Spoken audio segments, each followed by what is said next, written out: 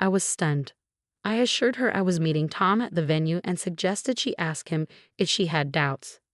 But she wouldn't listen and insisted I was meeting someone else. Then, out of nowhere, she messed up my carefully styled hair. "What are you doing, Mom? I spent ages on my hair, now it's ruined," I protested. With my hair all messy, I couldn't leave like that, so I had to fix it. But instead of apologizing, she said, "Don't bother fixing it. This messy look suits a dropout like you. You should wear it like this for the wedding." I was already running late, so I quickly fixed my hair and headed to the venue, where Tom was waiting. He noticed something was off with me, but I didn't want to bring up what happened with his mom before discussing the ceremony, so I kept quiet about what happened with Tom for now. Then, as the wedding day drew closer, my mother-in-law surprised us with a suggestion. "Hey, doesn't Alice's mom live far away? It must be hard for her to come and stay in a hotel. Why not have her stay with us?" Tom and I were taken aback by her sudden offer. It seemed like a good idea to save money on hotel bills and help our families bond. Tom thought I should talk to my mom about it, so I did. My mom was thrilled with the idea, and we decided to bring my twin sister, Emma, along too. At first, I thought my mother-in-law was being kind, but I had no idea what she would do next.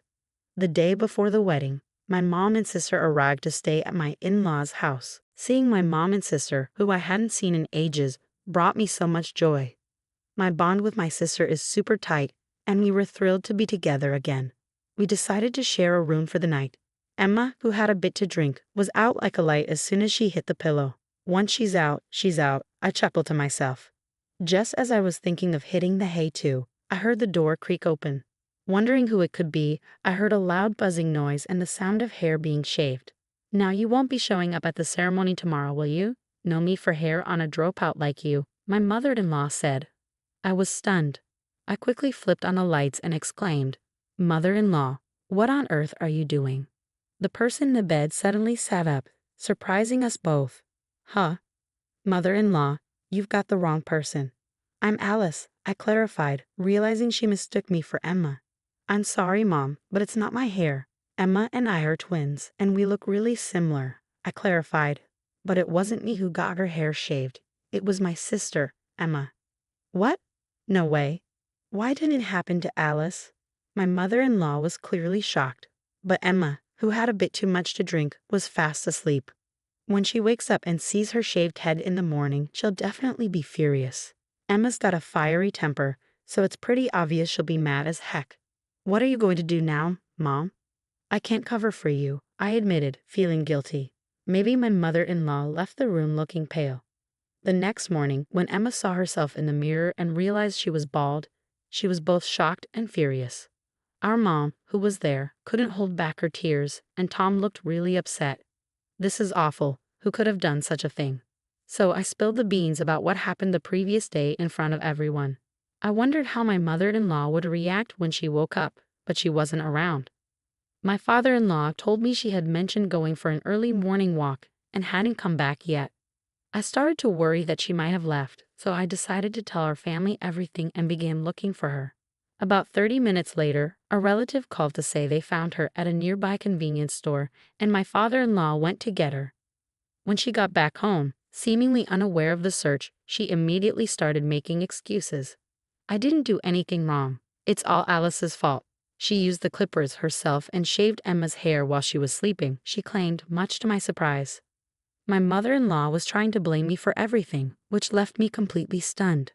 I couldn't hold back and retorted, "That's absurd. I didn't do anything wrong.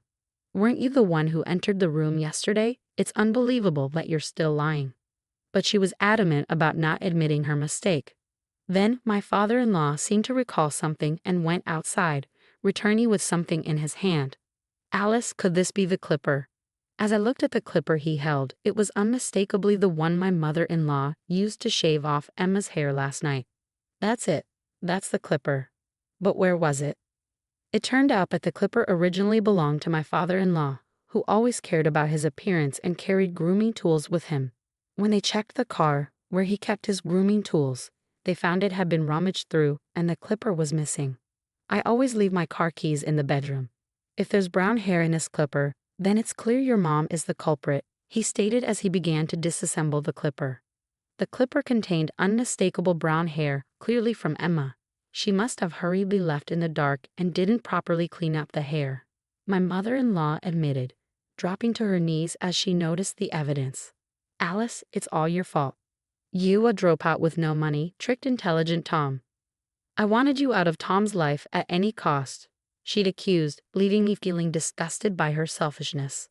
Emma, who was most affected by her actions, was furious. I don't care about your excuses.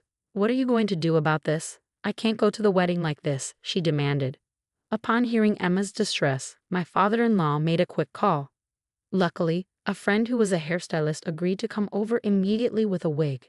While this would temporarily solve Emma's hair dilemma, we couldn't just ignore what my mother-in-law had done. 30 minutes later, father-in-law's friend arrived with the wig, and Emma's hair looked lovely again. Initially, father-in-law contemplated shaving my mother-in-law's hair like he did with Emma, but he decided it wouldn't provide a sense of closure. Instead, he chose to confront my mother-in-law's wrongdoing in front of everyone. Among the guests invited were the landlords to whom my mother-in-law's parents had been indebted for generations. They had a good rapport with father-in-law, and news of this incident would undoubtedly affect my mother-in-law's parents' living situation. You see, these landlords, who were close friends of my in-laws, had been giving them a discounted rent.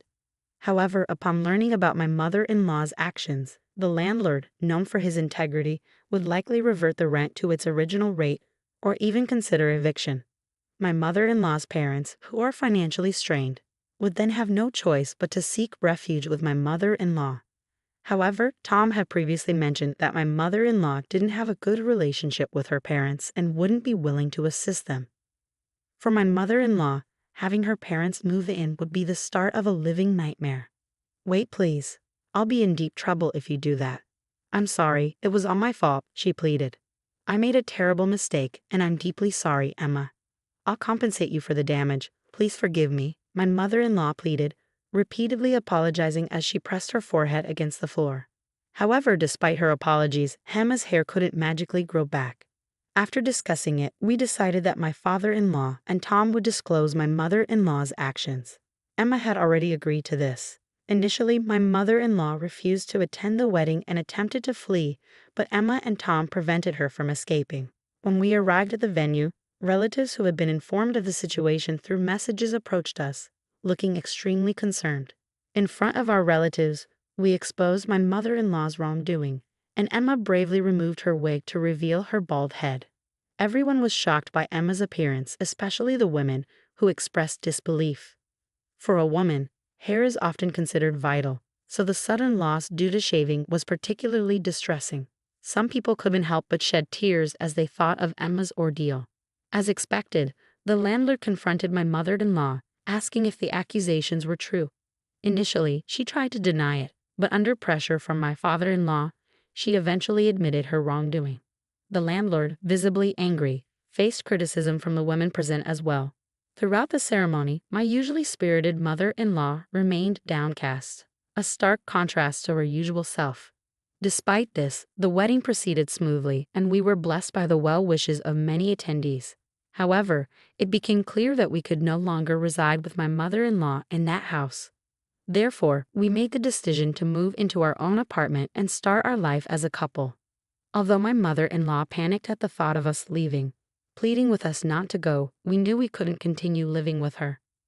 My father-in-law shared the same sentiment. He informed my mother-in-law that he intended to divorce her and asked her to vacate the premises. Upon hearing this, my mother-in-law turned pale and clung to him, begging for reconsideration. She expressed concerns about where she would live, given her strained relationship with her own parents. She appeared visibly distressed, as if on the verge of collapsing. However, despite her pleas, we prioritized Emma's well-being. The fact that my own hair had been shaved off while I slept, mistaken for Emma, was a jarring realization. Despite my mother-in-law's persistent attempts to persuade us otherwise, my father-in-law contacted her parents and she reluctantly agreed to leave the house. Currently, my mother-in-law is residing with her estranged parents, where she appears to be tending to their needs. However, it seems her parents possess challenging personalities and my mother-in-law is feeling overwhelmed by their demands. Despite reaching out to us multiple times, expressing her desire for a fresh start, we have no intention of reconciling with her, so we've chosen to block her calls. Presently, my husband and I are enjoying a happy life alongside my father-in-law in his home. Recognizing that the house was quite outdated, we embarked on a renovation project together. My father-in-law constructed his dream study, my husband created a space to showcase his model figures, and I focused on installing a modern, state-of-the-art kitchen. Naturally, we also prepared a room for our future child, and now the three of us are residing comfortably. Emma's hair, which was shaved during the ordeal, has since grown into a stylish short haircut, receiving praise from her friends as a positive transformation. She often jokes about the incident with her friends, which stirs up conflicting emotions for me. Nonetheless, Emma occasionally visits our family home for sleepovers, which I eagerly anticipate.